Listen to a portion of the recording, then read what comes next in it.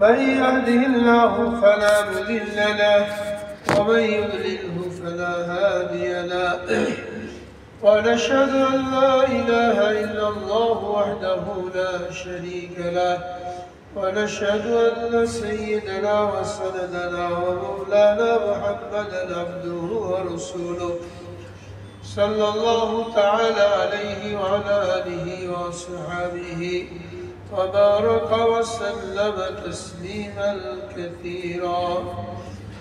أما بعد، قال الله تبارك وتعالى في كلامه المجيد والفرقان الحميد: من عمل صالحا من ذكر أو أنثى وهو مؤمن فلنحيينه حياة طيبة ولنجزينهم أجرهم بأحسن ما كانوا يعملون.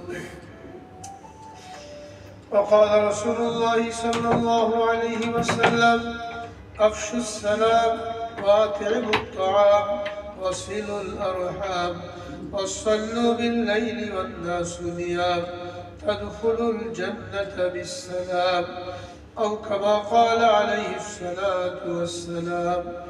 صدق الله العظيم وصدق رسوله النبي الكريم، ونحن على ذلك من الشاهدين والشاكرين. الحمد لله رب العالمين. الحمد لله. محترم हाज़िरीन, बिरादरान इस्लाम, আল্লাহ রাব্বুল আলামিনের লাখ কোটি শুকরিয়া যে আল্লাহ রাব্বুল আলামিন আমাদেরকে নিয়মিতভাবে সুন্নাতের মজলিসের মধ্যে শরীক হওয়ার জন্য তৌফিক দান করেছেন। তবে এই নিয়ামতের শুকরিয়া আমরা এইভাবে আদায় করব, যা কিছু এখানে শোনা হয়, বলা হয়, সেটাকে আমরা আমলে পরিণত করার জন্য চেষ্টা করব। এটা হলো মূল শুকরিয়া। মানুষ যখন জানা ইলমের উপরে আমল করে, আল্লাহ রাব্বুল আলামিন তাকে অজানা ইলম দান করেন, অর্থাৎ নিজের পক্ষ থেকে দান করেন। এটা কোনো কিতাবে পাওয়া যায় না, তার অন্তরের মধ্যে আল্লাহ তাআলা ঢেলে দেন। আর যখন জানা ইলমের উপরে আমল করে না, তো কিয়ামতের দিন এই সম্পর্কে থেকে জিজ্ঞাসাবাদ করা হবে যে তুমি যা ইলম শিখেছিলে তার উপরে কতটুকু আমল করেছো। ওয়ান ইলমিহি মাযা আমিলা বিমা আলিমা, যা ইলম শিখেছিলেন তার উপরে কতটুকু আমল করেছেন। একটা জিনিস মনে রাখতে হবে যে কোরআন হাদিসের মধ্যে বারবার ইলমের কথা আসছে, আলেমের মর্যাদা বয়ান করা হয়েছে, ইলমের ফজিলত বয়ান করা হয়েছে। যারা ইলম অর্জন করার জন্য ঘর থেকে বের হয় তাদের ফজিলত বর্ণনা করা হয়েছে। এই ইলমটা কোন ইলম? এই ইলম হলো ইলমে ওয়াহি, কোরআন এবং হাদিসের ইলম। দুনিয়ার কোনো বিদ্যা না। অনেকে ইলমের তরজমা, অনুবাদ বিদ্যা দিয়ে করে, বিদ্যা অর্জন করা ফরজ, বিদ্যার জন্য চীনে হলেও চলে যাও। আর এর দ্বারা তারা ওই সুদ কষা, ঘুষ খাওয়া, এই সমস্ত কোরআন হাদিস বিরোধী নিয়ম কানুন, এইগুলোকেও ইলম বোঝাতে চায়। কিন্তু ভালো করে মনে রাখতে হবে, কোরআন হাদিসের মধ্যে যে ইলমের কথা বলা হয়েছে, যে ইলম শেখার কারণে আলেমদের ফজিলত বয়ান করা হয়েছে, এগুলোর দ্বারা ইলমে ওহি উদ্দেশ্য যে ইলম দ্বারা মানুষ তার রবকে চিনতে পারে, রবের সাথে সম্পর্ক হয়। যে বিদ্যার দ্বারা, বুদ্ধির দ্বারা, জ্ঞানের দ্বারা রবের সাথে সম্পর্ক হয় না, হালাল হারামকে চিনতে পারে না, বড় বড় দিন থেকে দূরে সরে যায়, ওটাকে ইলম বলে না। বাংলা যায় কিছু বলুক, বিদ্যা বলুক, জ্ঞান বলুক, বুদ্ধি বলুক, কিন্তু এটাকে কখনো ইলম বলা যাবে না। কোরআনের মধ্যে বলা হয়েছে রব্বি জিদনি ইলমা, আমার ইলমকে বাড়িয়ে দাও। কোনো কোনো স্কুল কলেজের মনোগ্রামের মধ্যে রব্বি জিদনি ইলমা লিখে তরজমা লিখে দিয়েছে, আমার বিদ্যাকে বাড়িয়ে, আমার জ্ঞানকে বাড়িয়ে দাও। অর্থাৎ এই আয়াতটা কেমন যেন স্কুল কলেজের শিক্ষার জন্য নাজিল হয়েছে। অর্থাৎ সেখানে এটা উদ্দেশ্য না। এখানে উদ্দেশ্য হলো কোরআন হাদিসের ইলম, যার দ্বারা মানুষ আল্লাহকে চিনবে। আর এটাকে আল্লাহ রাব্বুল আলামিন বলেছেন, কুল হাল ইয়াস্তাবিল্লাযীনা ইয়ালামুনা ওয়াল্লাযীনা লা ইয়ালামুন। আলেম আর গায়রে আলেম তারা কখনো এক হতে পারে না। বোঝা গেল দুই শ্রেণীর মানুষ দুনিয়াতে থাকবে। এক হলো আলেম, যারা কোরআন হাদিসের ইলম অর্জন করে আল্লাহ তাআলার নৈকট্য লাভ করবে। আর এক শ্রেণীর মানুষ যারা ইলম থেকে দূরে থাকবে, দুনিয়াবী শিক্ষা বিদ্যা যতই অর্জন করুক, যত বড় বড় ডিগ্রি পাক, কিন্তু দ্বীনি ইলম যদি না থাকে তাহলে শরীয়তের দৃষ্টিতে তাকে কখনো আলেম বলা যাবে না। এটা অনেকে ভুল করি বুঝতে। তো পার্থক্যটা মনে রাখতে হবে। এলেমের তর্জমা এলেমই করতে হবে। অনেকগুলো শব্দ আছে আরবিতে, ওই শব্দগুলো আরবিতেই বলতে হয়। ওখানে বাংলায় বললে, তর্জমা করলে ওর স্পিরিট বাকি থাকে না। এই জন্য এলেমই রাখতে হবে। এলেমকে যদি বাংলায় তর্জমা করা হয় তাহলে এর মধ্যে যে জিনিসটা বোঝানো হচ্ছে ওইটা বাকি থাকে না। তো যে এলেমের উপরে মানুষ আমল করে, আল্লাহ রাব্বুল আলামিন তাকে অজানা এলেম দান করেন, অর্থাৎ তাকে দ্বীনের বুঝ দান করেন, তার অন্তরের মধ্যে ঢেলে দেন। এই জন্য আমরা যেখানেই যে কোনো মজলিসে বয়ানের মাধ্যমে হোক, নিজে পড়ার মাধ্যমে হোক, তালিমের মাধ্যমে হোক, দর্শের মাধ্যমে হোক, যেখানে যে এলেম অর্জন করব, যেটা আমলযোগ্য তাৎক্ষণিক, ওটা আমল করার জন্য চেষ্টা করব। আমল দুই প্রকার, করণীয় এবং বর্জনীয়। আল্লাহ রাব্বুল আলামিন আমাদেরকে যত হুকুম আহকাম দিয়েছেন, যার উপরে আমাদের দুনিয়া আখিরাতের কামিয়াবি এবং সফলতার কথা ঘোষণা করেছেন, এইগুলো দুই প্রকার।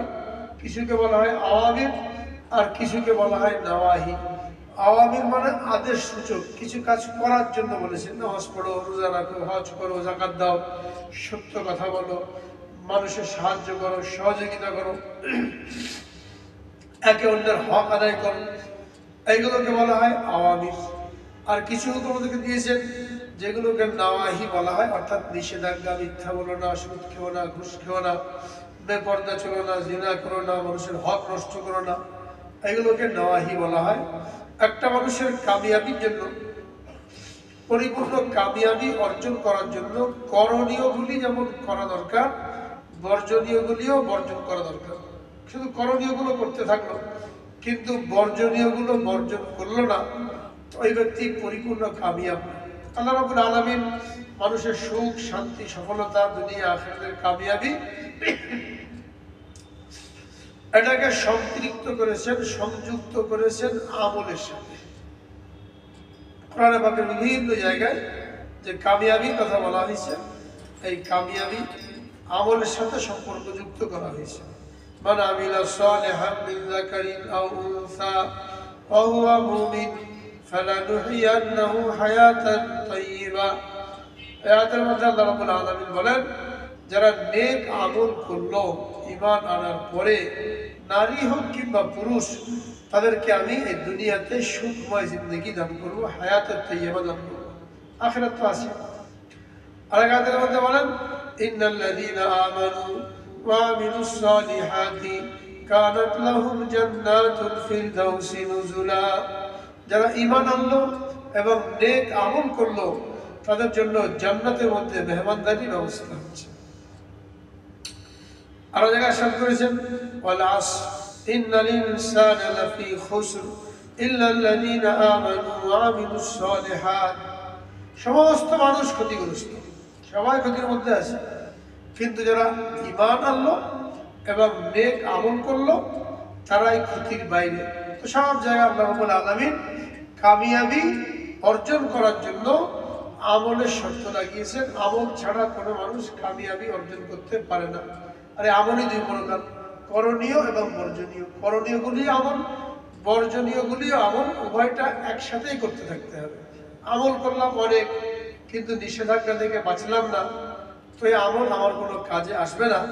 এই জন্য কাজে আসবে না যে আমি যখন আমলগুলি করার সাথে সাথে, করণীয়গুলি করার সাথে সাথে বর্জনীয়গুলি বর্জন করলাম না, তো আমার এই আমলের নেকিগুলি বাকি থাকবে না, তো করা না করা সমান হয়ে গেল। একজন মানুষ নামাজ পড়ে, রোজা রাখে, হজ করে, যাকাত দেয়, দান সদকা করে, সামনে কাতারে নামাজ পড়ে, কিন্তু এর একটা গুনাহ পরিত্যাগ করে না। গুনার মধ্যে অনেকগুলো গুনাহ এমন আছে যেটা আমরা জানি তারপরেও করি, আর অনেকগুলো গুনাহ এমন আছে যেটা আমরা জানি না যে এটা গুনাহ, জানার জন্য চেষ্টাও করি না। তো গুনাহ জেনে করলেও গুনাহ, না জেনে করলেও গুনাহ, এটা জানা দরকার কোনটা গুনাহ কোনটা গুনাহ না, এই গুনাহ থেকে বেঁচে থাকা। হযরত আব্দুল্লাহ ইবনে আব্বাস রাদিয়াল্লাহু তাআলা আনহু, ওনাকে জিজ্ঞেস করা হলো, এক লোক অনেক ইবাদত বন্দেগী করে, ফরজ, ওয়াজিব, নফল, সুন্নত কোনো কিছু বাদ দেয় না, কিন্তু সে গুনাহ ছাড়ে না, গুনাহও করে। আর এক ব্যক্তি অনেক বেশি আমল করতে পারে না, ফরজ ওয়াজিব সুন্নতে মুআক্কাদা এইগুলো করে, অনেক বেশি নফল আমল করতে পারে না, কিন্তু সে গুনাহ থেকে বেঁচে থাকে, এই দুজনের মধ্যে কে উত্তম? ওনাকে জিজ্ঞেস করা হলো। উনি বললেন দ্বিতীয় ব্যক্তি যে মৌলিক ইবাদতগুলি করে, ফরজ ওয়াজিব সুন্নতে মুআক্কাদা মৌলিক ইবাদতগুলি করে কিন্তু গুনাহ থেকে বেঁচে থাকে, এই ব্যক্তি উত্তম ওই ব্যক্তির তুলনায় যে অনেক আমল করে কিন্তু গুনাহ থেকে বাঁচে না। উলামায়ে কেরাম এই হাদিসের ব্যাখ্যায় বলেন এর কারণ হলো গুনাহ, একটা গুনাহ এক ফোঁটা বিষ সমতুল্য।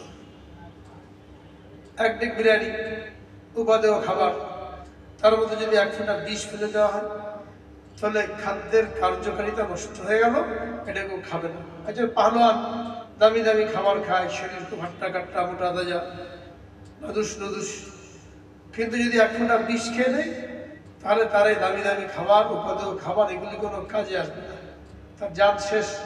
আর এক লোক ডাল রুটি খায়, কোথাও কোনো দিন কাটায়, কিন্তু শরীরের ক্ষতি করে এমন খাদ্য থেকে বেঁচে থাকে, পরহেজ করে, তাহলে এই ব্যক্তি বেঁচে থাকবে, তার জীবনটা বাকি থাকবে।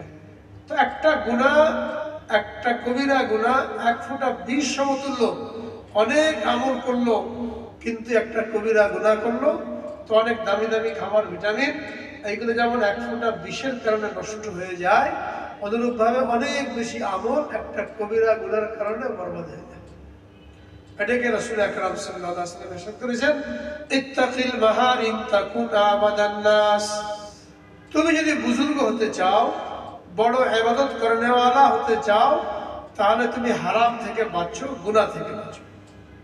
অনেক বেশি আমল করতে পারেন না, গুনাহ থেকে বাঁচো, তাহলে তুমি বড় আবেদ হয়ে যাবে। গুনাহ থেকে বাঁচো মানে মৌলিক ইবাদত যেটা ফরজ ওয়াজিব সুন্নতে মুআক্কাদা, এর বাইরে নফল মুস্তাহাব মুবাহ মানদুব অনেক আমল আছে, ওইগুলো করতে পারে না, এটা করে কিন্তু গুনাহ থেকে বাঁচে, তাকে বলা হয়েছে সবচেয়ে বড় আবেদ। এবং এটা অন্য হাদিস দ্বারা প্রমাণিত। নবীজির খেদমতে একজন সাহাবায়ে কেরাম হাজির হয়ে জিজ্ঞেস করলেন, ইয়া রাসূলুল্লাহ, আমাদের মহল্লা এক মহিলা অনেক আমল করে, দিনভর রোজা রাখে, রাতের বেলা নামাজ পড়ে, কোরআন তেলাওয়াত করে, কিন্তু প্রতিবেশীদের সাথে তার ব্যবহার খারাপ ব্যবহার করে। অনেক মহিলা আছে না গ্রাম থেকে, প্রতিবেশী খারাপ ব্যবহার করে, তার জন্য লোক অতিষ্ঠ, হাঁস মুরগি আসতে পারে না, গরু ছাগল আসতে পারে না, ছোট বাচ্চা কাছে আসতে পারে না, সবসময় পুরো গ্রামটাকে মাথায় তুলে রাখে। লোকেরা কি বলে, একটা দজ্জাল মহিলা। আবার নামাজ কালাম করে অনেক। তো বললেন যে মহিলা নামাজ কালাম করে অনেক, ইবাদতবন্দেগি করে, কিন্তু প্রতিবেশীদের সাথে তার ব্যবহার খারাপ, তার আচরণে প্রতিবেশীরা কষ্ট পায়, এই মহিলা সম্পর্কে আপনি কি বলেন? নবীজি বললেন, ওই মহিলা জাহান্নামী। অনেক নামাজ কালাম করে কিন্তু প্রতিবেশীকে কষ্ট দেওয়ার কারণে সব ইবাদত বরবাদ, বললেন মহিলা জাহান্নামী। আর এক মহিলা সম্পর্কে জিজ্ঞেস করা হলো যে আমাদের এক মহিলা আছে, বেশি ইবাদতবন্দেগি করতে পারে না, ফরজ ওয়াজিব সুন্নতগুলি আদায় করে, কিন্তু প্রতিবেশীরা তার উপরে খুশি, এদেরকে কষ্ট দেয় না, ভালো ব্যবহার করে, এই মহিলা সম্পর্কে আপনি কি বলেন? নবীজি বললেন, ওই মহিলা জান্নাতি। তারা কি বোঝা গেল? যে অনেক বেশি আমল মানে করণীয়গুলি করলাম কিন্তু বর্জনীয়গুলি বর্জন করলাম না, যেটা বর্জন করা দরকার ছিল, বরং উল্টা করলাম ওইগুলো। তো একটার কারণে ওই এক ফোঁটা বিষের মতন আমার সমস্ত আমল বরবাদ হয়ে যেতে পারে। এর থেকে বেঁচে থাকা ফরজ ওয়াজিব সুন্নতে মুআক্কাদা, এটা হলো মৌলিক ইবাদত, এটা করতেই হবে। এর বাইরে যেগুলি আছে যদি নাও করতে পারি তো ভালো, কিন্তু যদি নাও করতে পারি কিন্তু গুনাহ থেকে বেঁচে থাকা জরুরি। আর এই গুনাহ থেকে বেঁচে থাকার কারণে ওই যে আমলগুলি করলাম এগুলোর সওয়াব বাকি থাকবে। আর যখন গুনাহ থেকে বাঁচলাম না, এর সওয়াবগুলি বাকি থাকবে না। আর এরকম লোককেই বলা হয়েছে সবচেয়ে গরিব। একদিন রাসূল আকরাম সাল্লাল্লাহু আলাইহি ওয়াসাল্লাম সাহাবা একরামকে জিজ্ঞেস করলেন, সবচেয়ে গরিব কে? মানিল মুফলিস, গরিব কে? সাহাবা একরাম বললেন, আল্লাহ ওয়া রাসূলু আলাম, আল্লাহ রাসূল ভালো জানেন। অনেক সময় নবীজি সাল্লাল্লাহু আলাইহি ওয়াসাল্লাম কোনো বিষয়ের গুরুত্ব বোঝানোর জন্য আগে নিজের থেকে বলতেন না, সাহাবা একরামকে সতর্ক করতেন, যাতে আমার এই কথাটা শোনার জন্য তারা তৈরি হয়ে যায়। হুট করে বলে দেওয়া হয়, অনেকে ধরতে পারলো, অনেকে ধরতে পারলো না, ভুলে গেল, তাকে জেহেন তৈরি করলেন। জিজ্ঞেস করলেন সবচেয়ে গরিব কে? সাহাবা একরামও কোনো প্রশ্ন নবীজি জিজ্ঞেস করলেন তারা যদি উত্তর জানতেন, তারপর বেশিরভাগ ক্ষেত্রে তারা বলতেন আল্লাহ ওয়া রাসূলুহু আলাম, আল্লাহ আল্লাহ রসুল ভালো জানেন। নিজে থেকে পণ্ডিতি করতে চাইতেন না। হতে পারে আমরা যেটা জানি এটা ঠিক না, তো নবীজি নিজে বলে দিন, আমরাও শিখলাম। তো উত্তরে বললেন আল্লাহ ওয়া রাসূলুহু আলাম, আল্লাহ আল্লাহ রসুল ভালো জানেন। তখন রাসূল আকরাম সাল্লাল্লাহু আলাইহি ওয়াসাল্লাম বললেন, সবচেয়ে মিসকিন গরীব ওই ব্যক্তি যে কিয়ামতের দিন হাজির হবে এই পরিমাণ আমল নিয়ে, এই পরিমাণ নেকি নিয়ে, যে বিশাল নেকির স্তূপ, নামাজ রোজা হজ যাকাত, বিশাল নেকির স্তূপ তার জমা হয়ে আছে, বিশাল স্তূপ নেকির।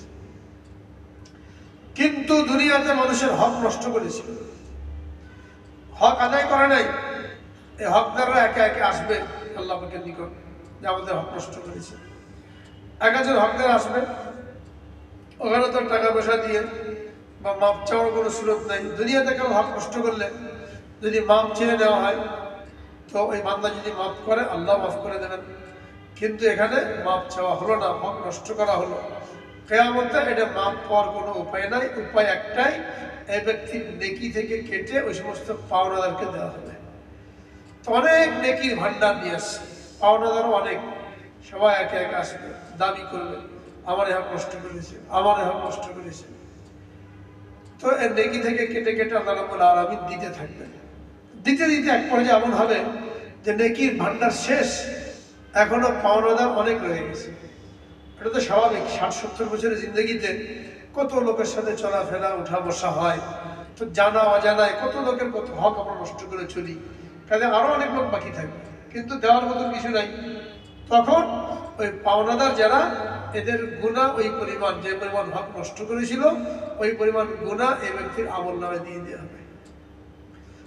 এই করতে করতে যখন হকদারদের হক শেষ হয়ে যাবে, পাওনাদার নাই, তখন দেখা যাবে যে যে পরিমাণ নেকি নিয়ে আসছিল ওটা তো আগেই শেষ, উল্টা তার আমল নামা এখন পাওনাদারদের গুনাহ জমা হয়ে গেছে, জাহান্নামে যাওয়ার উপযোগী হয়ে গেছে। তখন তাকে অধমুখী করে জাহান্নামে নিক্ষেপ করা হবে। এই ব্যক্তি হলো সবচেয়ে বেশি দরিদ্র, সবচেয়ে বেশি গরিব। এটা কোন মানুষ ইবাদত করেছিল অনেক, কিন্তু গুনাহ ছাড়ে নাই। গুনার মধ্যে সবচাইতে বড় গুনাহ মানুষের হক নষ্ট করা। এটা হল হকুল্লাহ, এটা হল হকুল ইবাদ। আল্লাহর হক নষ্ট করলে, কান্নাকাটি করলে আল্লাহ তাআলা মাফ করে দেবেন, আশা করা যায়। কিন্তু বান্দার হক যদি নষ্ট করা হয়, তাহলে কান্নাকাটি যতই করি, তওবা যতই করি, এটা মাফ হবে না যতদূর পর্যন্ত বান্দা মাফ না করবে। আর দুনিয়াতে মাফ না চাইলে ওই বান্দা কেন মাফ করতে যাবে? তো মাফ তো নিলাম না এখানে, এখন আখেরাতে এই নেকি থেকে দিয়ে দেওয়া হবে। এই জন্য যদি ছোট বড় অন্যায় হয়ে যায়, এইগুলো তালাশ করে করে সংশ্লিষ্ট ব্যক্তির কাছে মাপ চেয়ে দেওয়া। এটা মনে না করা যে আমি বড়, আমি এখানে গেলে তো আমার নাক কাটা যাবে, আমার ইজ্জত থাকবে না, তার কাছে আমি কেন ছোট হব। আমাদের ইগো আমাদেরকে বাধা দেয় কারো কাছে নত হতে, কারো কাছে ছোট হতে, কারোর নিকট মাপ চাইতে বাধা দেয়। এবার মনে হয় যাই, মাপ চেয়ে আসি, তার হকটা আদায় করি। আবার আমার নফস আমাকে বাধা দেয়। এই নফস, ইচ্ছা, খায়সাত, এইগুলোর কাশমাকাশ, দুদুল্যমানা, এই করতে করতে দিন পার হয়ে যায়, বিরুদ্ধে চলে আসে, মাপ আর চাওয়া হয় না। এইভাবে শয়তান মানুষকে গাফলাতির মধ্যে ফেলে রাখে। আর যখন মাপ চাওয়া হলো না, নিজেই মরে গেলাম, বা যার কাছে অন্যায় করা হয়েছিল সেই মারা গেল, তো মাপ চাওয়ার কিছু তার কোনো সুযোগ নেই। এখন এই কিয়ামতের জন্য অপেক্ষা করতে হবে। যেন বান্দার হক নষ্ট হয়ে গেলে মনের উপরে পাথর চাপা দিয়ে হলেও, নিজেকে ছোট করে হলেও তার কাছে মাপ চেয়ে দেওয়া, যাতে করে কিয়ামতে আমার এই এত কষ্ট করে করা আমলগুলি, আমলের সওয়াবগুলি তাকে না দিয়ে দিতে। তো আল্লাহ রাব্বুল আলামিন আমাদের কামিয়াবি আমলের মধ্যে রেখেছেন। আমল দুই প্রকার, একটা হলো করণীয়, একটা হলো বর্জনীয়। দোনো প্রকারের আমল করা জরুরি, এবং এই করণীয়গুলির মধ্যে বান্দার হক নষ্ট করার ক্ষেত্রে আল্লাহর হকের তুলনায় বান্দার হকের প্রতি বেশি গুরুত্ব দেওয়া, যেটাকে হুকুকুল ইবাদ বলা হয়, এটা জরুরি। অনেকে মনে করে বাস নামাজ কালাম করলাম, রোজা রাখলাম, তাই পাক্কা মুসলমান হয়ে গেলাম। কিন্তু মুসলমান হওয়ার জন্য মুআমালাত সহি রাখা, মুআশারাত সহি রাখা, মুআমালাত মানে লেনদেন সহি রাখা, মুআশারাত মানে হক আদায় করা, কার কি হক, এইগুলো না করে শুধু নামাজ রোজা করে নিজেকে অনেক বড় বুজুর্গ মনে করলে এই ব্যক্তি ভুলের মধ্যে আছে। এই জন্য আমাদের আকাবেরে দেওবন্দ, মাশায়েখে দেওবন্দ, তারা যখন কারণ ইসলাহ করতেন, কাউকে মুরিদ বানাতেন, তো সেখানে লম্বা লম্বা ওজিফা দেওয়ার মোকাবেলায় তার মুআমালা ঠিক আছে কিনা, মুআশারাত ঠিক আছে কিনা, এই দিকে বেশি খেয়াল করতেন। লম্বা বেশি তাহাজ্জুদ পড়ার জন্য, বেশি তাসবিহ পড়ার জন্য না বলে বলতেন মুআমালা ঠিক করা। 4 ভাগের 3 ভাগ হলো মুআমালা। ইসলামের 4 ভাগের 3 ভাগ মুআমালা, আর 1 ভাগ হলো ইবাদত। ইমাম মুহাম্মদ রাহমাতুল্লাহ আলাইহি কিতাব লিখেছেন, ফিকহের কিতাব আছে, মাসাইলের কিতাব আছে, হিদায়াত 4 খণ্ড।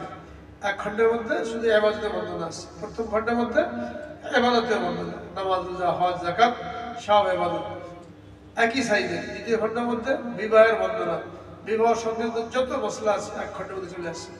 তৃতীয় খণ্ডের মধ্যে কেনা বেচা এর মশলা আছে। চতুর্থ খণ্ডের মধ্যে সমাজে বসবাস করতে হলে কার কি হবে এইগুলো আছে। 4 খণ্ড একই সাইজে, পুরোটা ইসলাম। তাহলে কি বোঝা গেল? যে ইসলামকে যদি 4 ভাগ করা হয় তাহলে ইবাদত হলো 1 ভাগ, আর মুআমালাত মুআশারাত হলো 3 ভাগ। এই 4টে মিলে ইসলাম। আর আমরা শুধুমাত্র নামাজ পড়ে রোজা রেখে কোনো রকম নিজেকে পাক্কা মুসলমান মনে করেছি। মুআমালাতের লাইনও ঠিক নাই, মুআশারাতের লাইনও ঠিক নাই, ওগুলো আমরা পদে পদে লঙ্ঘন করে চলেছি, আর নিজেকে বড় নামাজি দিনদার মনে করেছি। এখানে আমাদের ভুলটা হয়ে যাচ্ছে যে করণীয় গুলো করেছি, কিন্তু যেগুলো বর্জনীয়, বর্জন করা দরকার, ওর থেকে আমরা পিছনে পড়ে গেছি। এই জন্য রাসূল আকরাম সাল্লাল্লাহু আলাইহি সাল্লাম বারবার উম্মতকে তাকিদ দিয়েছেন আমলকে বাড়ানোর জন্য। আমলকে বাড়াও, এবং এই আমলগুলো আল্লাহ পাকের দরবারে কবুল হওয়ার জন্য যেটা শর্ত, সেটা হলো ইখলাস। লোক দেখানোর জন্য না হয়। বিভিন্ন আমলের জন্য উম্মতকে উৎসাহিত করেছেন, সাহাবায়ে কেরামকে উৎসাহিত করেছেন। যে হাদিস নিয়ে আমরা আলোচনা করেছিলাম শুরু থেকে একদম, যে হাদিসের মধ্যে 4টে আমলের কথা বলা হয়েছে। এমন আমল যে আমলগুলি করলে বান্দার জন্য জান্নাত অবধারিত হয়ে যায়। যখন রাসূল আকরাম সাল্লাল্লাহু আলাইহি সাল্লাম মদিনায় আসলেন,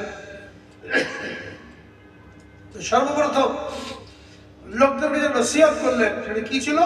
আফশুস সালাম ওয়া আতিমুত তাআম ওয়াসিলুল আরহাম ওয়াসাল্লু বিল লাইলি ওয়ান নাসু নিয়াম। তোমরা বেশি বেশি সালামের প্রচার প্রসার করো, মানুষকে মেহমানদারি করো, মানুষকে খাওয়াও, আত্মীয়তার হক আদায় করো। এই 3টা বিষয় নিয়ে বিগত মাসগুলিতে আলোচনা হয়েছে।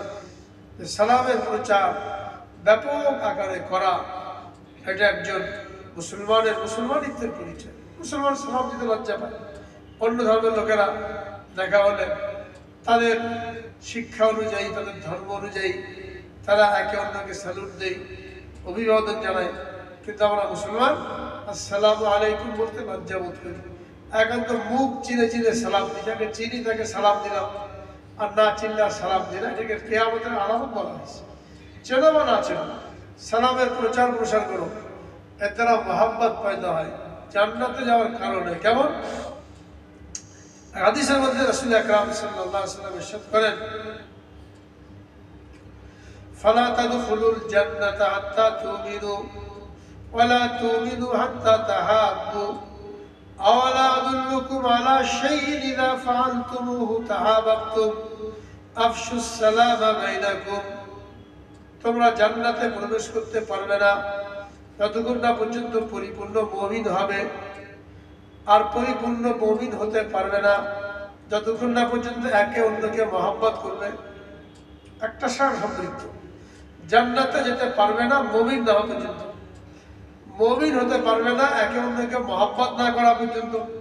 হিংসা, বিদ্বেষ, আর একজনে কি করে ক্ষতি করা যায় সবসময় ফিকিরে পড়ে থাকে, হিংসার কারণে। মহব্বত নেই, মহব্বত না করলে ইমানদার হতে পারবে না। এরপরে বললেন, আমি কি তোমাদেরকে এমন একটা আমলের কথা বলে দেবো যে আমলটা করলে নিজেদের মধ্যে মহব্বত পয়দা হবে? নিজে জিজ্ঞেস করলেন। সাহাবায়ে কেরাম শোনার জন্য তৈরি হয়ে গেলেন। যখন তৈরি হয়ে গেলেন তখন কি বললেন?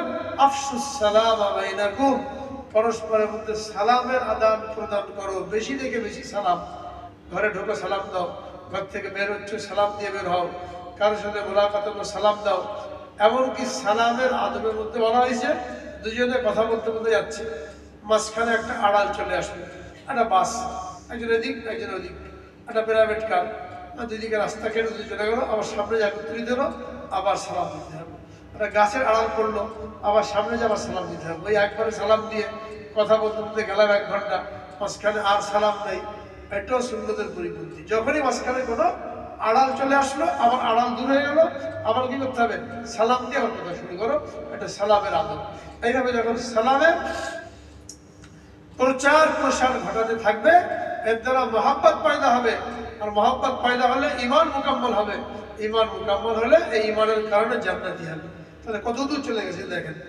জান্নাতে যেতে পারবে না ঈমানদার না হলে, ঈমানদার হতে পারবে না পরস্পর মহব্বত না করলে, আর মহব্বত পয়দা হবে না ততক্ষণ না পর্যন্ত একে অন্যকে সালাম করতে হবে। সালামের প্রচার প্রসার, এই জন্য 1 নম্বরে কি বললেন? আফসুস সালাম, সালামের প্রচার প্রসার করো। 2 নম্বরে কি বললেন? আতিমুত তাআম, খাওয়াও, মেহমানদারি করো, এ সম্পর্কে বিস্তারিত আলোচনা হয়েছে। 3 নম্বরে ছিল ওয়াসিলুল আরহাম, আত্মীয়তার হক আদায়। এই আত্মীয়তার হক নিয়ে বিগত 3 মজলিসের মধ্যে আলোচনা হয়েছে যে আত্মীয়তার হক কত ব্যাপক। সমাজে যারা আমরা বসবাস করি এবং যাদের সাথে আত্মীয়তা আছে, এই আত্মীয়তা 2 রকম। একটা হলো বংশীয়, জন্মগত, আর একটা হলো বৈবাহিক। এই 2 ভাবে মানুষের মধ্যে আত্মীয়তা গড়ে ওঠে। জন্মসূত্রে আত্মীয়তা গড়ে ওঠে, আর বৈবাহিক সূত্রে আত্মীয়তা গড়ে ওঠে। এই আত্মীয়দের সব হক আদায় করা, এটা হলো হুকুকুল ইবাদের মধ্যে পড়ে, এত বেশি গুরুত্বপূর্ণ।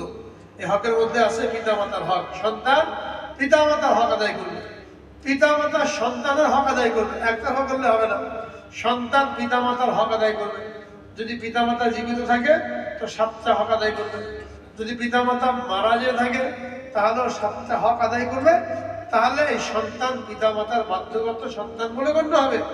যদি সন্তান তার পিতামাতার এই হকগুলি আদায় করে, তাহলে না তো সংসারে কোনো মনোমালিন্য হবে, আর না তো বৃদ্ধ বয়সে বাপ মাকে বৃদ্ধাশ্রমে রেখে আসা হবে, আর না তো স্ত্রী কথায় কাঁধ দিয়ে পিতামাতাকে আলাদা করে দেওয়া হবে। হ্যাঁ, বরং এখানে মধুর সম্পর্ক গড়ে উঠবে, যেটা অন্যান্য ধর্ম, অন্যান্য দেশের তুলনায় মুসলিম দেশ এবং মুসলমানদের সাথে একটা পার্থক্য, যেখানে সকলে একে অন্যের হক আদায় করা করে, ওইটা কল্পনাই করা যায় না। যেটা ইউরোপ আমেরিকার লোকেরা করে, যখন একটু বড় হয়ে গেল, বালেগ হয়ে গেল, 18 বছর পুরা হয়ে গেল, আর বাপ মাকে ছেড়ে না, নিজের ধান্দায় পড়ে যায়, আর বাপ মাকে তো বৃদ্ধাশ্রমে রেখে আসে। এদের দেখা দেখি আমাদের দেশের বহু ছেলে পেলে এরকম আছে, বাপ মার হক আদায় না করার কারণে, হক না জানার কারণে তারাও কি করে, এরকম বাপ মাকে বৃদ্ধাশ্রমে রেখে আসছে, বৃদ্ধ নিবাসে রেখে আসছে। যার কারণে বিভিন্ন রকমের বৃদ্ধ নিবাস গড়ে উঠেছে। সেখানে গেলে আপনারা দেখবেন মানুষ তার মনে কত দুঃখ, কত কষ্ট, ছেলে মেয়েকে কষ্ট করে মানুষ করেছে, ডাক্তার বানিয়েছে, ইঞ্জিনিয়ার বানিয়েছে, বিদেশে পাঠিয়েছে, কিন্তু আজকে তাদের খোঁজ খবর নেওয়ার মতন কেউ নাই। যার কারণে তারা ওখানে যেতে বাধ্য হয়েছে। কিংবা অনেক ছেলে পেলে জোর করে স্ত্রীর কথায় কান দিয়ে বাপ্পাকে কি করেছে, বৃদ্ধাশ্রমে রেখে আসছে। যদি ইসলামের এই শিক্ষা অবলম্বন করা হতো, আর পিতা মাতার 7টা হক দেওয়া হয়েছে, জীবদ্দশায় 7টা হক, মৃত্যুর পরে 7টা হক, এটা আদায় করলে কখনোই এরকম ঘটনা ঘটতো না। এবং আত্মীয়তার সম্পর্ক রক্ষা করার জন্য সবচেয়ে বড় হক হলো পিতা মাতার। এই জন্য কোরআনে পাকের মধ্যে যেখানেই আল্লাহ রাব্বুল আলামিন নিজের ইবাদত বন্দেগী করার জন্য নির্দেশ দিয়েছেন, 2 নম্বরে পিতা মাতার সাথে ভালো ব্যবহার করার জন্য নির্দেশ দিয়েছেন। যেখানে বলছেন আমার ইবাদত করো, ওখানে বলছেন অবিল ওয়ালিদাইনি ইহসানা, পিতা মাতার সাথে ভালো ব্যবহার করো। তো যত হক আমাদের উপরে আছে, আত্মীয়তা রক্ষা করার যত সুরত আছে, এখানে সবার আগে হলো পিতামাতার হক। আবার পিতামাতা যদি সন্তানের হক আদায় না করে, তাহলে তারাও ক্ষতিগ্রস্ত হবে, তারাও পাকড়াও হবে, নিজের আমলের কারণে জান্নাতে যেতে পারবে না। যদি ছেলে মেয়ের হক আদায় না করে, ছেলে মেয়ের হক আদায় হক কি? যে নেক সন্তান পাওয়ার জন্য দিনদার স্ত্রী গ্রহণ করা এবং হারাম থেকে বেঁচে থাকা, সন্তানকে দিনদারি শিক্ষা দেওয়া, সুন্দর নাম রাখা, আকিকা করা, এইভাবে সন্তানের হকগুলি আদায় করা। এরপরে আত্মীয় স্বজন, ভাই বোন, পাড়া প্রতিবেশী, এদের হক রয়েছে। স্বামী স্ত্রীর হক আছে, স্বামীর হক স্ত্রীর উপরে, স্ত্রীর হক স্বামীর উপরে। বেশিরভাগ ক্ষেত্রে দেখা যায় স্বামী স্ত্রীর কাছ থেকে তার হকটা পুরোপুরি আদায় করতে চায়, আদায় করার জন্য চেষ্টা করে। এটা না পারলে তাকে ধমক দেয়, তাকে কষ্ট দেয়। কিন্তু স্ত্রীরও যে কিছু হক আছে এটা জানার জন্য চেষ্টা করে না, পালন করার জন্য চেষ্টা করে না। বেশিরভাগ জায়গায় এরকমই হয়। তথাকথিত শিক্ষিত মানুষ স্ত্রীর হক না জানার কারণে স্ত্রীর হককে নষ্ট করে, তাকে চাকরানির মতন মনে করে, কাজের লোকের মতন মনে করে। অথচ আল্লাহ রাব্বুল আলামিন নিজেই এই স্ত্রীদের সম্পর্কে সুপারিশ করেছেন বান্দাকে, আশিরুহুন্না বিল মারুফ, তোমাদের স্ত্রীদেরকে তোমাদের অধীনস্থ করে দেওয়া হয়েছে। এর অর্থ এই না যে তারা তোমাদের চাকরানি হয়ে গেল, বরং তাদের সাথে উত্তম ভাবে জীবনযাপন করো। হাদিসের মধ্যে বলা হয়েছে তোমার স্ত্রীর মধ্যে যদি ৯৯টা দোষ থাকে, একটা গুণ থাকে, ওই একটা গুণের দিকে খেয়াল করে তার সাথে ভালো ব্যবহার করো। যে একটা গুণ তো কমপক্ষে আছে, ৯৯টা দোষ যদি এইগুলো দেখতে মানুষ, তাহলে আজকে আমাদের সমাজে যে বিবাহ বিচ্ছেদ, ছাড়াছাড়ি এগুলো হতো ৩০ থেকে ৪০% বিবাহ, এগুলো বিচ্ছেদ হয়ে যাচ্ছে। ১ বছর যেতে না যেতেই, ২ বছর যেতে না যেতেই। আরো পরিতাপের বিষয় হলো ৩০-৪০ বছরের সংসার, সেখানে যেও এরকম বিচ্ছেদের ঘটনা ঘটে, তালাকের ঘটনা ঘটে, নাতি নাতনি হয়ে গেছে, পুতাপুতি হয়ে গেছে। সেখানে রাগ বরদাস্ত করতে না পেরে স্ত্রীর হক না জানার কারণে ওইখানেও দুঃখজনক ঘটনা ঘটে। সমাজের মধ্যে, পরিবারের মধ্যে একটা বিভেদ, একটা অশান্তির বীজ বপন করা হচ্ছে এই হক না জানার কারণে এবং হক আদায় না করার কারণে। তো স্বামীর হক আছে, স্ত্রীর হক আছে, এরপর হলো পাড়া প্রতিবেশীর হক। পাড়া প্রতিবেশী এরাও আত্মীয়ের মতন। পাড়া প্রতিবেশীর হক এত বেশি, রাসূল আকরাম সাল্লাল্লাহু আলাইহি ওয়াসাল্লাম ইরশাদ করেন, জিবরিল আলাইহিস সালাম যখনই আমার সাথে দেখা করেছেন, যখনই আমার কাছে আসছেন, তো আমাকে প্রতিবেশীর হক আদায় করার জন্য তাকিদ দিয়েছেন। এত বেশি তাকিদ দিয়েছেন, এত বেশি গুরুত্ব দিয়েছেন যে আমি তো আশঙ্কা করতে লাগলাম যে প্রতিবেশীকে আমার ওয়ারিস না বানিয়ে দেওয়া হয়। মৃত্যুর পরে ছেলে মেয়ে পিতা মাতার ভাগ পায়, তো প্রতিবেশীর হক আদায় করার ব্যাপারে এত বেশি গুরুত্ব দিয়েছেন যে না জানি প্রতিবেশীকে আমার ওয়ারিস বানিয়ে দেওয়া হয় কিনা। এটা হলো প্রতিবেশীর হক। হাদিসের মধ্যে কি বলছেন? 3 বার কসম খেয়েছেন, আল্লাহি লা ইউমিন, আল্লাহি লা ইউমিন, আল্লাহি লা ইউমিন। আল্লাহর কসম, ওই ব্যক্তি মুমিন না। আল্লাহর কসম, ওই ব্যক্তি মুমিন না। আল্লাহর কসম, ওই ব্যক্তি মুমিন না। আসল কথাগুলো বলেন না, 3 বার কসম খেয়েছেন। সাহাবাদের মজমা যখন 3 বার কসম খেলেন, তো সাহাবা একরাম সতর্ক হয়ে গেলেন, নিশ্চয় কোনো গুরুতর কথা, কোনো জরুরি কথা বলার তৈরি হয়ে গেলেন এটাকে গ্রহণ করার জন্য। তারা জিজ্ঞেস করলেন, মান ইয়া রাসূলুল্লাহ, কসম খেয়ে বলছেন ওটা কে? বললেন, আল্লাযী লা ইয়ামানু জারুহু বাওয়াইকাহু, যে লোকের অনিষ্ট থেকে তার প্রতিবেশী নিরাপদ না। যে লোকের অনিষ্ট থেকে তার প্রতিবেশী নিরাপদ না, প্রতিবেশীকে কষ্ট দেওয়ার জন্য চেষ্টা করতে থাকে। এরকম কত লোক আছে, প্রতিবেশীর কষ্ট এটা বুঝতে যায় না। মনে করেন আমি একটা বাড়িওয়ালা, যা মন চাই করি, বিয়ে হচ্ছে, এতজনে গান ছেড়ে দিয়েছে, পুরো মহল্লা লোকের ঘুম হারাম হয়ে গেছে। মাসে না কি বলেন, ছাদের উপরে এরকম গান বাজনা করতে থাকলো, রাত ভর এলাকা লোকের ঘুম হারাম হয়ে গেল, নামাজটা পড়তে পারে না, ঘুমাতে পারে না। সেমন কাছে আমার বাড়ি যা মন চাই করবো আমি, এটা প্রতিবেশীর হক নষ্ট। লোক যদি নামাজি কালামি হয়ে থাকে তাহলে সব আমল বরবাদ। তোমার ঘরে তুমি গান বাজাও, গান তো গোলাম, তারপর যদি বাজাতে চাও প্রতিবেশীর কোনো কষ্ট না হয়। অনেকে দোকানের মধ্যে এত জোরে ছেড়ে দিয়ে বসে, হ্যাঁ, যে পাশের দোকানওয়ালা কষ্ট হয়, এটা প্রতিবেশীর হক নষ্ট। প্রতিবেশী শুধু আমার বাড়ির পাশে যে বাড়িওয়ালা, এটাকেই প্রতিবেশী বলে না। প্রতিবেশী এটা 3 রকমের হয়। এক রকম হলো আমার বাড়ির পাশে যে বাড়িওয়ালা, এ আমার প্রতিবেশী। আর একটা হলো যে আমার সাথে চলাফেরা করে, উঠা বসা করে, পড়াশোনা করে, এ আমার প্রতিবেশী। আর এক প্রতিবেশী হলো ক্ষণিকের সঙ্গী, যে অল্প সময়ের জন্য আমার সাথী হয়েছে, বাসের মধ্যে যাচ্ছেন, পাশের সিটে আর এক লোক বসা, এ আপনার প্রতিবেশী। এই 3 রকমের প্রতিবেশীর হক আদায় করা, এটা নিজের আমলকে বাকি রাখার জন্য জরুরি। প্রতিবেশী যদি হয় বাড়িওয়ালা, নিজের বাড়ির সাথে বাড়ি, তাহলে সেখানে কি হক? সেখানে হক হলো তোমার অনিষ্ট থেকে যেন তোমার ওই প্রতিবেশী নিরাপদ থাকে। আর একটা হলো ওই ব্যক্তি পরিপূর্ণ মুমিন না, যে পেট ভরে খায় আর তার প্রতিবেশী অভুক্ত থাকে। খোঁজ নিতে হবে প্রতিবেশী বাড়িতে কি রান্না বান্না হচ্ছে, খানা বেনার অবস্থা আছে কিনা, এটা খোঁজ নিতে হবে। যখন প্রতিবেশী হয়ে গেল, আপনি পেট ভরে খেলেন, রকমারি খাবার রান্না হলো, আর প্রতিবেশী না খেয়ে আসে, তার কোনো খোঁজ খবরই নিলেন না, এটা প্রতিবেশী হক নষ্ট করা। এই জন্য বলা হয়েছে, তোমার বাড়িতে যদি গোশত রান্না হয়, তো প্রতিবেশীকে 1 পিস গোশত দিতে পারবে না, একটু পানি বাড়িয়ে দাও, একটু ঝোল বাড়িয়ে দাও, কমপক্ষে তাকে 1 চামচ ঝোল দাও। তোমার বাড়িতে গোশত রান্না হচ্ছে, ওখানে খুশবু যাচ্ছে, তার ছেলেমেয়ে খেতে মন যাচ্ছে, তাকে যদি দেওয়ার সামর্থ্য না থাকে কমপক্ষে একটু ঝোল দিয়েও তাকে সাহায্য করো। এটা প্রতিবেশীর হক। মৌসুমি ফল, আমের সময় আম উঠেছে, কাবলি উঠেছে, 300 টাকা কেজি, আপনার ছেলে পেলে ওই আম হাতে নিয়ে বাইরে যেয়ে খাচ্ছে, কিংবা খেয়ে দিয়ে ছিলকাগুলো গেটের সামনে ফেলে দিয়ে আসছে। পাশের প্রতিবেশী গরিব, এদের 300 টাকা দিয়ে আম খাওয়ার মতন ক্ষমতা নাই, আপনারাও এখানে দেওয়ার মতন সামর্থ্য নাই, তাহলে কি বলা হয়েছে? ঘরের মধ্যে চুপি চুপি খাও, তোমার বাচ্চাদের হাতে দিও না, এরা বাইরে যেয়ে ওই গরিব প্রতিবেশী ছেলেমেয়ের সামনে খাবে। ওরা যে বাপ মার কাছে কান্নাকাটি করবে, আম্মা আম খাবো, তার তো চাল কেনারই পয়সা নেই, ডাল কেনারই পয়সা নেই, 300 টাকাতে আম কিনে কেমনে খাওয়াবে? তো ছেলে পেলে যেন বাইরে যা না খায়, আবার আম খেয়ে ছিলকাগুলো বাইরে ফেলে আসলে ওই গরিব প্রতিবেশী এদের নজরে পড়লো, এরা দেখে আফসোস করলো যে আমরা খেতে পারি না, এতেও গুনাহ। চুপিচাপি খাও যদি প্রতিবেশীকে না দিতে পারে। এই পর্যন্ত দিক নির্দেশনা হাদিসের মধ্যে দেওয়া হয়েছে। এটা করলে সে প্রকৃত মুমিন। খুব নামাজ কালাম করলাম, হ্যাঁ, কিন্তু প্রতিবেশীর কোনো খবর নাই, তাহলে হক নষ্ট করার কারণে এই আমল আমার কোনো কাজের না। একটা কি হলো, কোনোভাবে তাকে কষ্ট না দেওয়া, তার খোঁজ খবর নেওয়া, সে অভুক্ত আছে কিনা, যদি ঋণ চাই ঋণ দেওয়ার জন্য চেষ্টা করা, দাওয়াত করলে কবুল করা, মারা গেলে তার জানাজার মধ্যে শরীক হওয়া, এইগুলো হলো প্রতিবেশীর হক। এবং এটা বলা হয়েছে যে নিজের বাড়ি এত উঁচু করবে না, দেওয়াল এত উঁচু করবে না যে আর একজন প্রতিবেশীর বাড়িতে রোদ যা বন্ধ হয়ে যাবে, এটা বলা হয়েছে।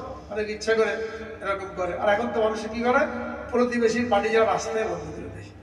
হ্যাঁ, রাস্তা বন্ধ করে দিয়েছে, ওই ঘুরে আসতে হচ্ছে।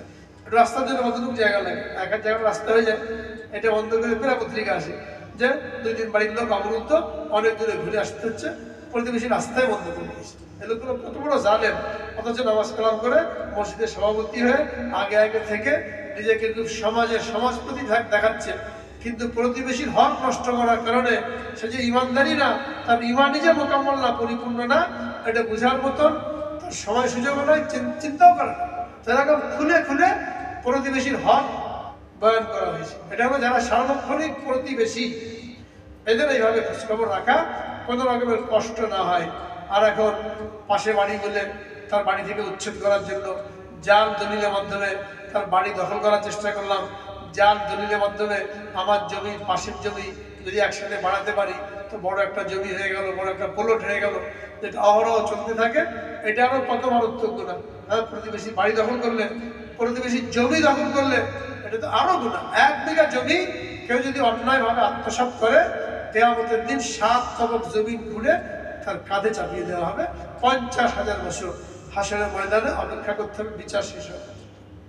সামান্য 1 বিঘা জমি যদি কেউ অন্যায়ভাবে আত্মসাৎ করে, অথচ এটা আমাদের মধ্যে চলছে অহরহ। 40 লক্ষ মামলা হাইকোর্ট সুপ্রিম কোর্ট মিলে 40 লক্ষ মামলা ঝুলন্ত আছে, যেগুলো বিচার করতে গেলে স্বাভাবিকভাবে 20 বছর লাগবে। এখানে 22 লক্ষ মামলা হলো জমি জায়গা সরকার। যদি ভয় থাকতো, কার জন্য করছি, কত খাবো আমি?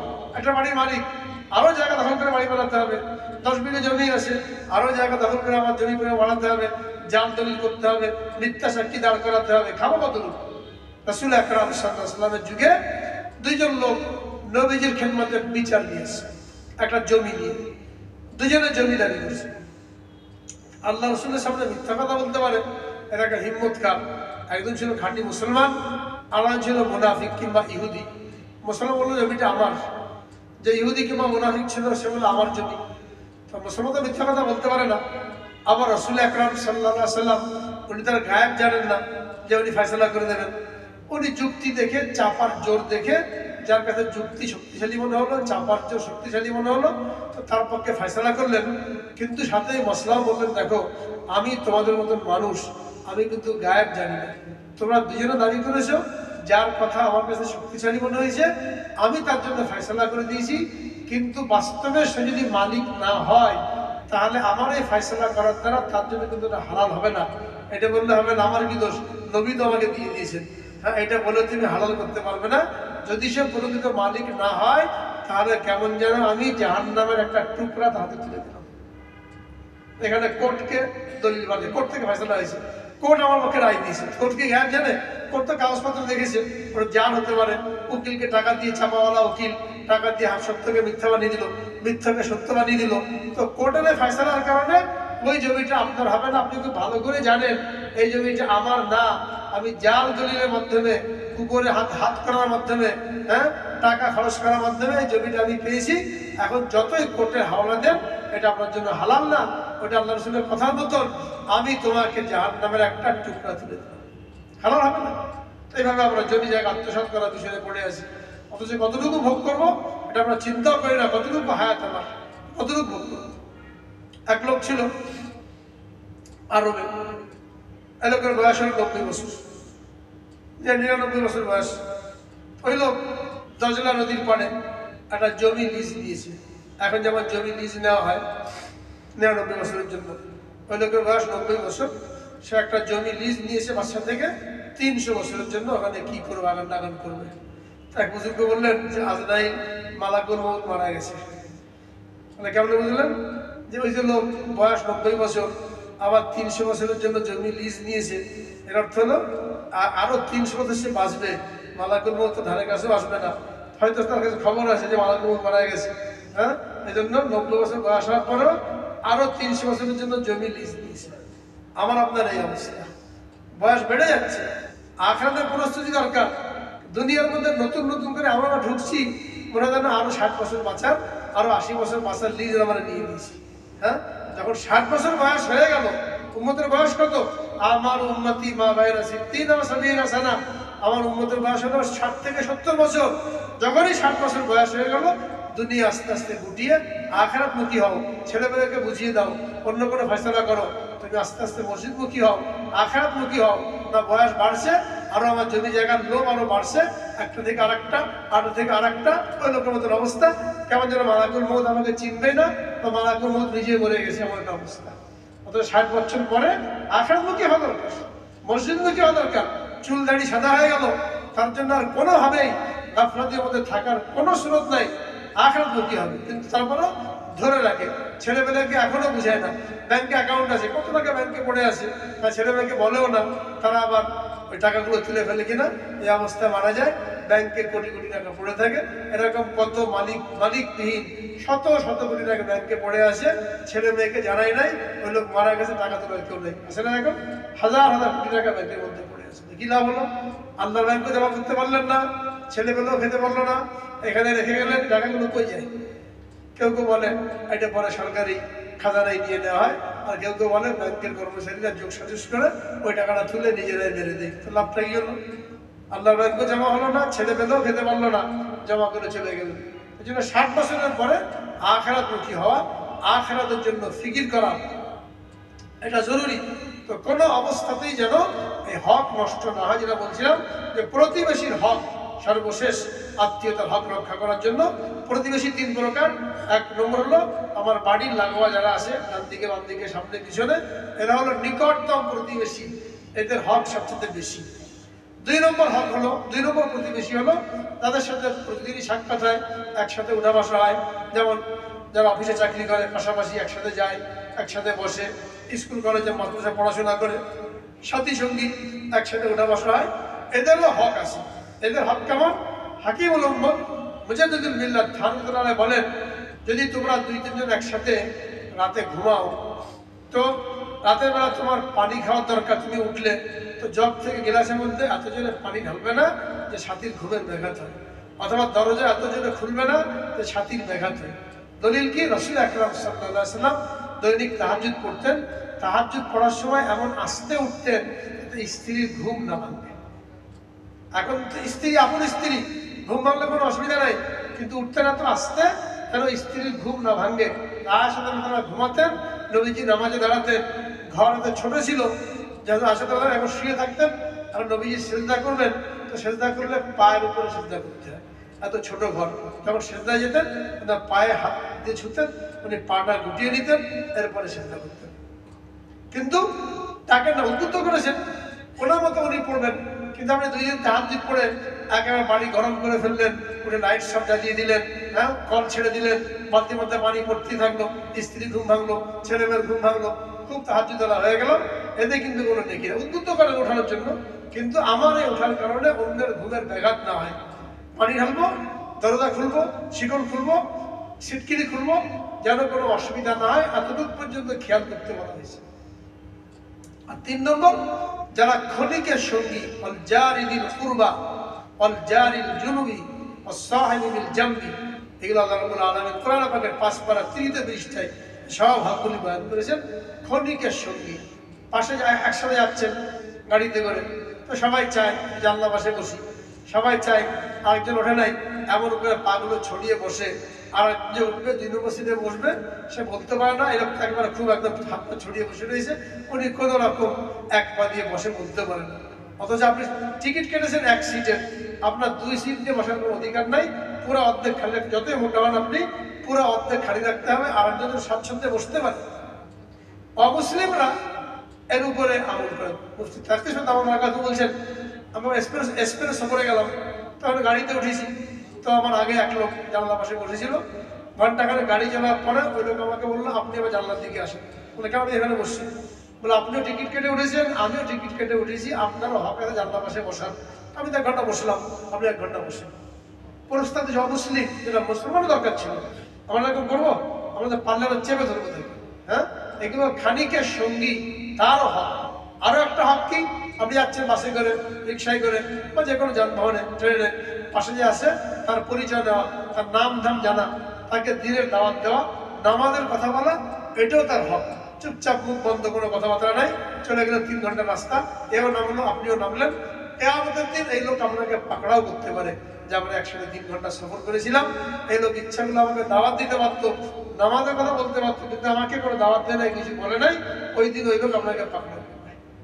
মহল্লার মধ্যে দোকান আছে, বাজারের মধ্যে দোকান আছে, যে দোকান থেকে নিয়মিত আমরা এটা ওটা কিনি, তরি তরকারি কিনি, ওই দোকানদার আপনার আমার জন্য সব সামগ্রী সাজিয়ে রেখে দিয়েছে, যাচ্ছি কিনে নিয়ে আসছি, কিন্তু কখনো ওই দোকানকে তাকে জিজ্ঞেস করি নাই নামাজ পড়ে কিনা, ঘরের মধ্যে পর্দা আছে কিনা, মালের ওজন ঠিক মতন আছে কিনা, কোনো ভেজাল আছে কিনা, থাকলে কি ক্ষতি, এটা তাকে দাওয়াত দিতে হতো। কিন্তু কখনো তাকে দাওয়াত দিলে নিয়ে চলে আসছি, ওই লোকে ধরবে কিয়ামতের দিন, তার জন্য আমি সব সাজিয়ে রেখে দিয়েছি, কিন্তু কখনো আমাকে এটা বলে নাই। আমি মশলা জানতাম না যে মাপে ঠিক দাও, ভেজাল দিও না, হ্যাঁ এভাবে ব্যবসা করো, এটা কখনো আমাকে বলে নাই। ওই লোক পাকড়াও করবে তার হক আদায় না করে। এই হক আদায় করার মাধ্যমে প্রতিবেশীর হক আদায় করা। তো 3 রকমের প্রতিবেশী, একদম নিকটতম প্রতিবেশী, বাড়িঘর একসাথে, আর এক হলো তাদের সাথে চলাফেরা উঠা বসা হয়, আর এক হলো ক্ষণিকের সঙ্গী। এই 3 প্রকারের প্রতিবেশীর হক আদায় করার জন্য কোরআনে পাকের মধ্যে বলা হয়েছে এবং হাদিসের মধ্যে বলা হয়েছে। আল্লাহ রাব্বুল আলামিন আমল করার তৌফিক দান করেন। 4 নম্বর বিষয়, এবং আজকেই এই হাদিস আলোচনা শেষ, সেটা কি? সেটা হলো তোমরা কি করো, রাতে নামাজ পড়ো। মানুষ যখন ঘুমিয়ে থাকে, তো রাতের বেলা উঠে 2-4 রাকাত নামাজ পড়ো। তাহাজ্জুদের নামাজের কথা বলা হয়েছে।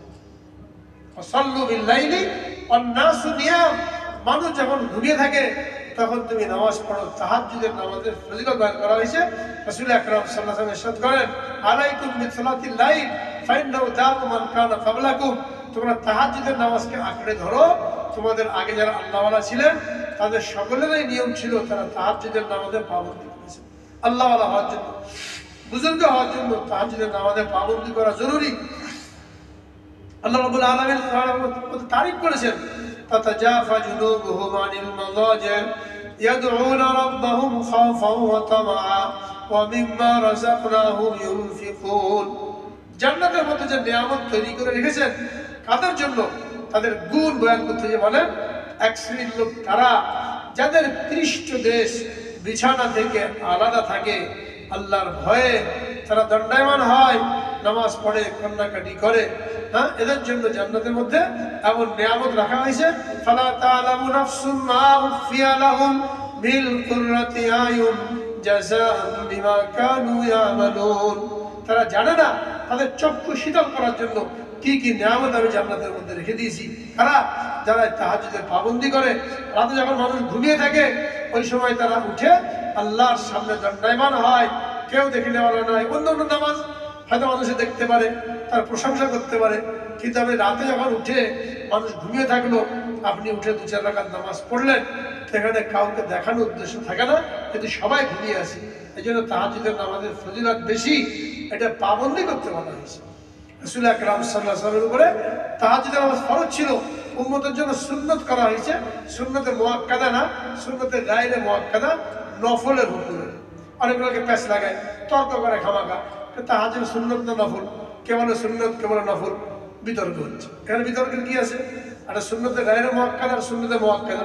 সুন্নতে মুআক্কাদা মানে পড়তেই হবে, জোহরের আগে 4 রাকাত সুন্নত, জোহরের পরে 2 রাকাত সুন্নত, ফজরের আগে 2 রাকাত সুন্নত। তাহাজ্জুদ যদি এই প্রকার সুন্নতে মুআক্কাদা হতো তো কত কোটি কোটি মানুষ গুনাহগার হয়ে যেত, কেউ তাহাজ্জুদ করে। তো উম্মতের কষ্ট হবে, এই হুকুমটা আল্লাহ রাসূল সাল্লাল্লাহু আলাইহি ওয়াসাল্লাম উম্মতকে দেন নাই। এই জন্য সুন্নত কেন নবীজির তরিকা, কিন্তু হুকুমের দিক দিয়ে নফল। কাজে কেউ যদি বলে তাহাজ্জুদ 2 রাকাত নফল পড়েছি, এটাও ঠিক।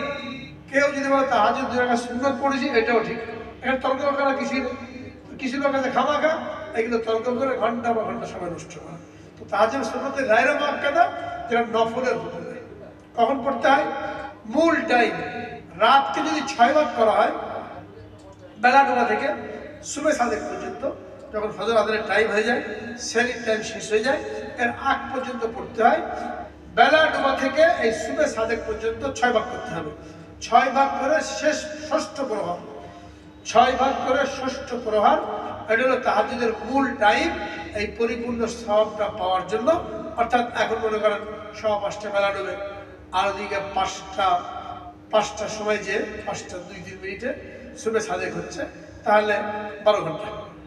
এই 12 ঘন্টাকে যদি আপনি 6 ভাগ করেন, তাহলে 2 ঘন্টা করে, শেষের 2 ঘন্টা। এখন আবার গরমকালে কি থাকে? 1 ঘন্টা থাকে, শেষের 1 ঘন্টা। কখনো 40 মিনিট থাকে, শেষের 40 মিনিট। মোট কথা হলো 6 ভাগ করলে ষষ্ঠ প্রহর, এখন শেষ 2 ঘন্টা, 3টা থেকে 5টা পর্যন্ত। এটা হলো তাহাজ্জুদের মূল টাইম। এই টাইমটা সারা দুনিয়া ঘুমিয়ে থাকে, ঘুম আসছে, আবার ঘুম থেকে উঠে আরামের বিছানা ত্যাগ করে দাঁড়ানো বহুত কষ্টকর। এই জন্য ফজিলত বেশি, এই সময় পড়লে ফজিলতটা বেশি। বাকি এর আগে যদি কেউ পড়ে, কেউ 12টা পর্যন্ত কাজ কাম করলো, এখন 12টা শুয়ে পড়বে, আবার ওঠা মুশকিল, তো ওই সময় 4 রাকাত নামাজ তাহাজ্জুদের নিয়তে পড়ে শুলো, সেও তাহাজ্জুদের সওয়াব পেয়ে যাবে। আর উলামায়ে কেরাম তো এতদূর পর্যন্ত বলেছেন, কেউ যদি ইশার নামাজের পরে বেতরের নামাজের আগে 2 রাকাত করে 4 রাকাত কিয়ামুল লাইলের নিয়তে নামাজ পড়ে, এতেও সে তাহাজ্জুদের সওয়াব পেয়ে যাবে। শুনতে সহজ, কিন্তু আমরা পড়ি কয়জন? 2 রাকাত সুন্নত, 3 রাকাত বেতর পড়ে মসজিদ থেকে বের হওয়ার চেষ্টা করি। আজকে থেকে শুরু করে দেন, যে রাত তাহাজ্জুদে পারি আর না পারি, বেতরের আগে কয় রাকাত নফল, 2 রাকাত করে 4 রাকাত কিয়ামুল লাইল পড়ছি। কিয়ামুল লাইলের নিয়ত করে পড়েন। এরপরে যদি উঠতে পারেন তো ভালো, না উঠলেও আশা করা যায় নিয়মিত অভ্যাস করলে এর দ্বারা তাহাজ্জুদের সওয়াব পাওয়া যাবে। অনেকে ভুল ধারণা থাকে যে বেতরের নামাজ পড়লে আর মনে হয় তাহাজ্জুদ পড়া যায় না। বেতরের নামাজ পড়া হয়ে গেছে, এখন ভোর রাতে ঘুম ভেঙে গেছে, আর নামাজ পড়েন, নামাজ পড়েন না, বেতর পড়ে ফেলেছি, পড়া যাবে না। এটা মশলা না। মশলা হলো রাসূল আকরাম সাল্লাল্লাহু আলাইহি ওয়াসাল্লাম সবার শেষে বেতরের নামাজ পড়তেন। যারা নিয়মিত তাহাজ্জুদ পড়ে তাদের জন্য উত্তম হলো সবার শেষে বেতের পড়া। আর যারা নিয়মিত পড়তে পারে না, তারা আগেই পড়ে নেবে বেতরের নামাজ। এরপর যখন ঘুম ভাঙলো, তখন আবার তাহাজ্জুদ পড়তে কোনো নিষেধ নাই। নবীজি সাল্লাল্লাহু আলাইহি ওয়াসাল্লাম 2 রাকাত করে তাহাজ্জুদ পড়তেন, সাধারণত 8 রাকাত পড়তেন। 8 রাকাত পড়া হয়ে গেলে এরপরে আরো 2 রাকাতের সাথে 1 রাকাত মিলিয়ে বেতের পড়তেন 3 রাকাত। ওখানে আছে আউ তিরু, আউ তারু, আউ তারা, রিতার, যে 2 রাকাত পড়তে পড়তে শেষের 2 রাকাতের সাথে 1 রাকাত মিলাতেন। মানে এখন তো প্রত্যেক 2 রাকাতে সালাম ফিরিয়েছেন, 8 রাকাত পড়া হয়ে গেছে, শেষের 2 রাকাতের সাথে আর 1 রাকাত মিলিয়ে 3 রাকাত করে বেতের পড়তেন।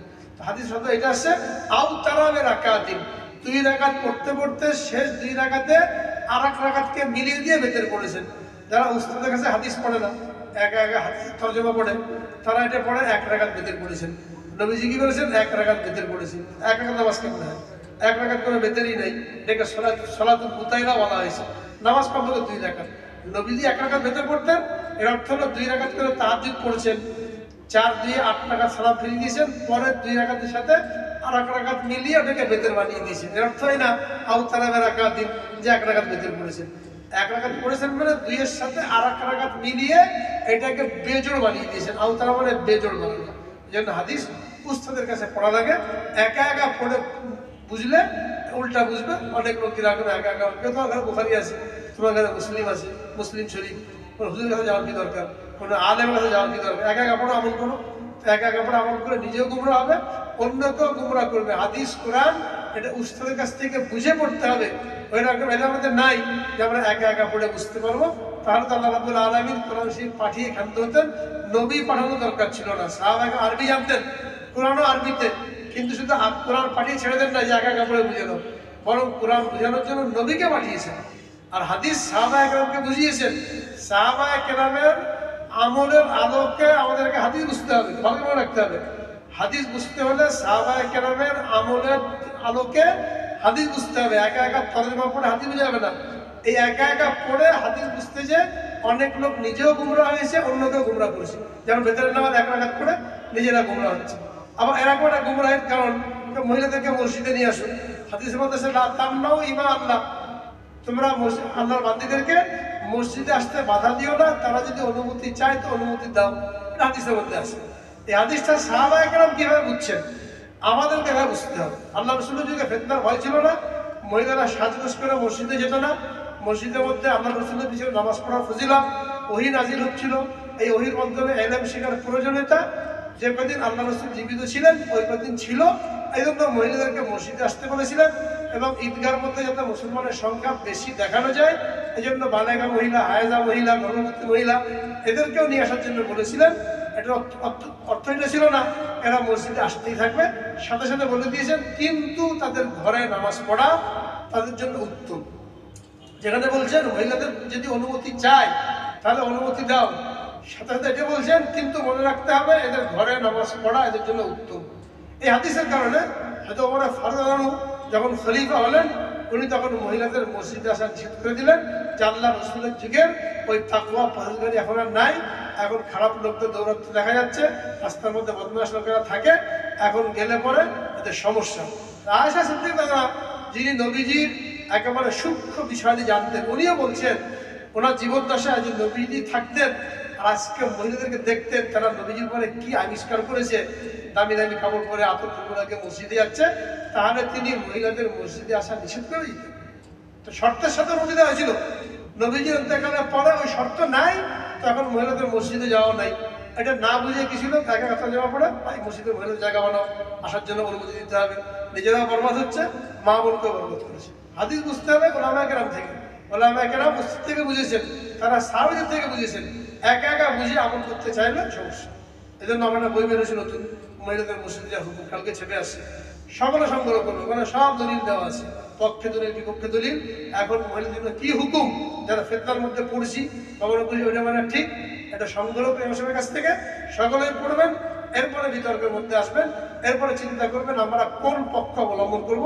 নতুবা আমার একটা ভুল পদক্ষেপের কারণে যদি এরকম কোনো ফিতনা হয়ে যায়, যতদিন ফিতনা চলতে থাকবে আমিও কিন্তু থেকে বাঁচতে পারবো। সুপারিশ করলাম, অনুমতি দেওয়া হোক, আর ফিতনা শুরু হয়ে গেল, হ্যাঁ তা আমি ফিতনার মধ্যে পড়ে গেলাম, এটা থেকে বেঁচে থাকা জরুরি। তো তাহাজ্জুদ যখন হচ্ছিল, তাহাজ্জুদের নামাজ রাসূল আকরাম সাল্লাল্লাহু আলাইহি ওয়াসাল্লামের জন্য ফরজ ছিল, উম্মতের জন্য সুন্নাত, সুন্নতের গায়রে মুআক্কাদা। নফলের হুকুমে উত্তম টাইম হলো রাতের 6 ভাগের 1 ভাগ শেষ পড়া, 2 রাকাত করে 8 রাকাত পর্যন্ত পড়তে পারবেন, কমপক্ষে 4 রাকাত। সূরা কিরাত কোনো নির্দিষ্ট নাই, অনেকে মনে করে কুল আল্লাহ পড়া করতে হবে, আয়াতুল কুরসি তরবা করতে হবে, এরকম নির্দিষ্ট করে দিয়েছে। কোনো নামাজ এরকম নাই এখানে সূরা কিরাত নির্দিষ্ট যে না পড়লে নামাজই হবে না। শুধু ফজরের 2 রাকাত সুন্নাত, এখানে সূরা নির্দিষ্ট, সূরা কাফিরুন, সূরা কুল আল্লাহ। বিতরের নামাজ 3 রাকাত, আদা নিয়ম ছিল, প্রথম রাকাতে সাব্বিহিস রাব্বিকাল আলা, দ্বিতীয় রাকাতে কাফিরুন, তৃতীয় রাকাতে কুল আল্লাহ। আর জুমার নামাজের মধ্যে সূরায়ে কখনো পড়তেন সূরা জুমা, সূরা মুনাফিকুন, আর কখনো সাব্বিহিস রাব্বিকাল আলা আর সূরা গাশিয়া।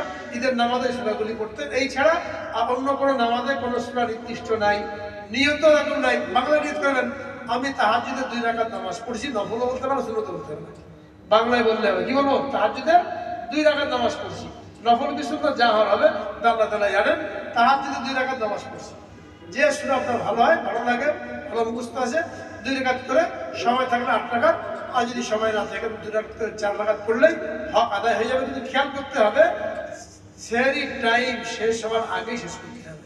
অনেকে পড়তে থাকে মসজিদে আজান হওয়া পর্যন্ত, তো মসজিদে আজান হওয়া পর্যন্ত পড়লে তো হবে না। মসজিদে আজান তো অনেক পরে হয়, কত মসজিদে আধা ঘন্টা পরে আজান হয়।